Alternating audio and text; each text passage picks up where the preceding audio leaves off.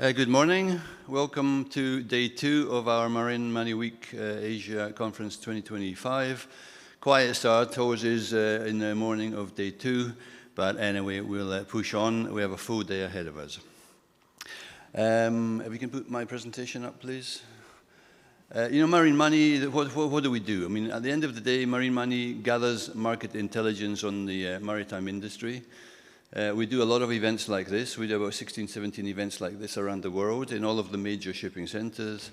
We have a magazine which comes out quarterly. We have an online newsletter which comes out every week.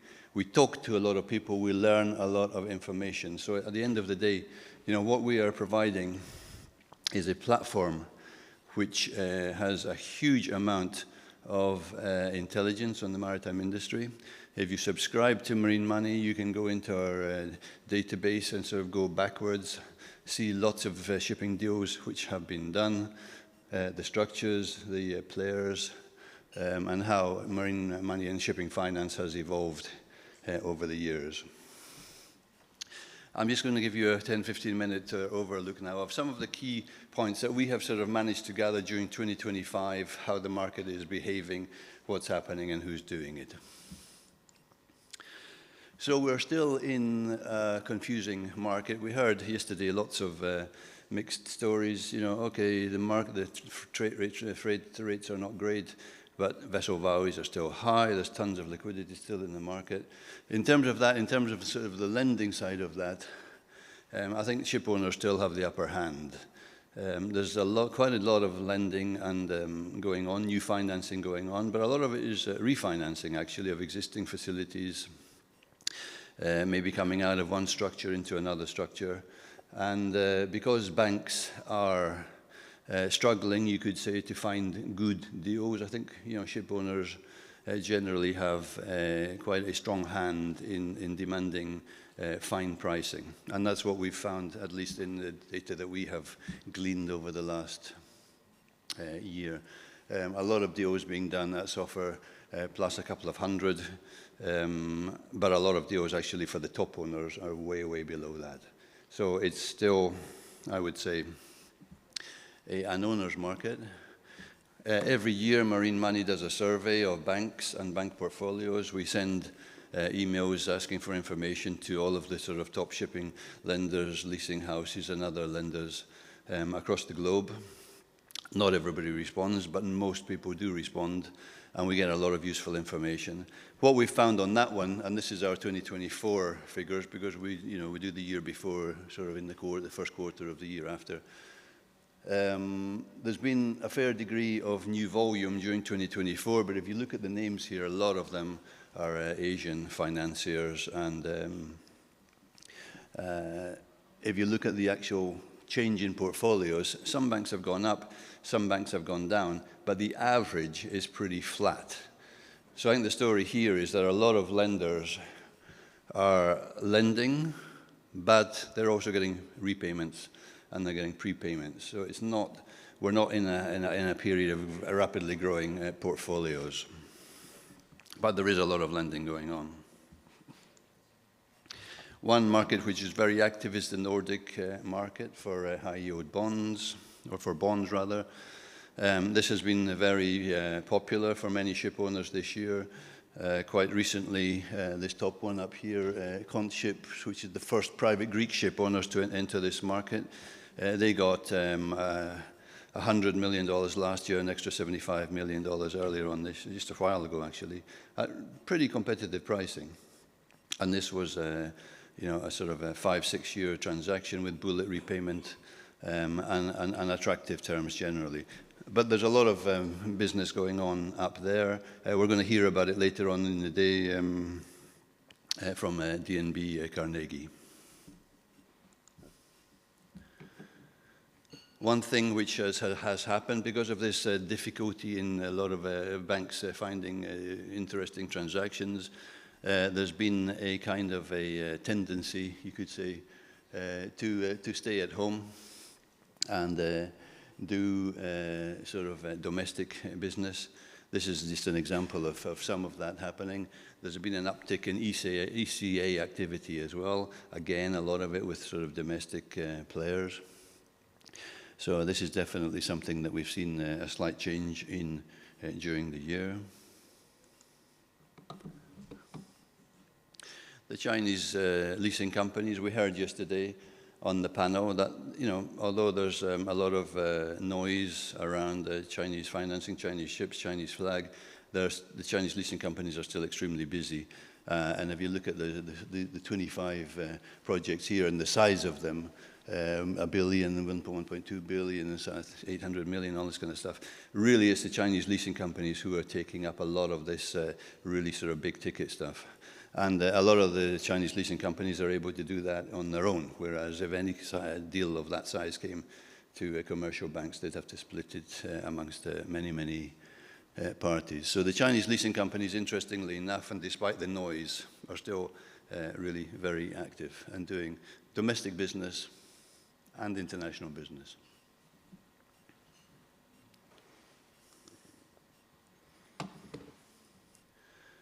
M&A. Last year I stood here and showed you a slide with M&A. It was very active in 2024. It's also been active now in 2025. There's quite a bit happening, especially earlier on in the year in the kind of gas business. This will continue, I expect. If it's not easy to buy ships, then it might be easier to buy companies or to merge with other companies, like companies, which can give synergies to your business. And this is what we're seeing. I mean, there's quite a lot of M&A activity in all the continents.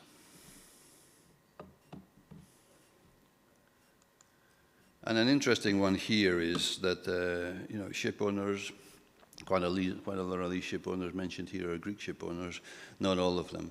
But ship owners are awash with cash and not quite sure what to do with it. If they're unable to sort of find a vessel to buy because they think it's too expensive or to order new buildings, some of them are doing at least is taking a sort of minority position in other public companies. So, they're investing in their peers, with presumably some idea at the back of their mind that somewhere down the road, there may be an opportunity to sort of expand that shareholding and maybe sort of go more aggressively at the counterparty and grow their business in that way. I mean, it's all about growth. I mean, we heard yesterday, a lot of the people on the platform are saying, okay, one option is to sit tight and do nothing. Okay, they've got a lot of cash, they've got a decent business as it is, and it's difficult to find the right investment. Ship owners tend not to do that. I mean, they don't want to stay still, they want to do something. I was speaking to someone earlier this morning, said, okay, fine. I've sold some vessels from one sector and now I'm buying vessels in another sector because I think the fundamentals look a little bit better. There's always going to be something going on. And, this is sort of one kind of side activity which quite a few of the owners look at. And then probably the most interesting thing we've seen this year is the whole US situation, how the US now is putting a lot more emphasis on shipping and shipbuilding. It's a strategic decision, of course. I mean, we saw again yesterday how China, especially China, has dominated the shipbuilding market. There's a huge amounts of Chinese ships and Chinese trade going into the US. And the US are looking to sort of address some of these issues with their policies. Now, whether they'll be successful or not, we have no idea. It's going to be tough, that's for sure. I mean, China is so dominant in the shipbuilding industry together with Korea and Japan. The US is, for all intents and purposes, nowhere in that area. I mean, there's the graph there. Commercial ships and rigs is the blue line. You have to go back to 74, 77 before you see any sort of substantial numbers of ships being built in the US, and for the last 30 years it's been next to nothing. And obviously, building ships requires shipyards. There's the chart over there. Back in sort of the 50s, there was, 30 or so shipyards in the US. For the last, 20 years or so, there's only been 10 there, and I'm quite sure most of those are involved in either military or other kinds of vessels, but not commercial vessels. So any kind of reversal of the US shipping strategy and trying to make the US a force in shipbuilding and playing a role on the kind of international stage, I think will be difficult and will be sort of long term. But it's interesting nonetheless that there's definitely a strategic change there, and it's not only Mr. Trump but Mr. Biden before him. They were sort of talking about this direction and trying to sort of redress this balance somehow or other. Interestingly enough, some Asian ship builders are trying to get in on this sort of enthusiasm in the US. I mean, the one we've heard most about is Hanwha, of course, who bought Philly Shipyard. And Hanwha have already announced that various vessels are likely to be built or partially built in the US. This is something, brand new. Again, we have to see how it's going to work out.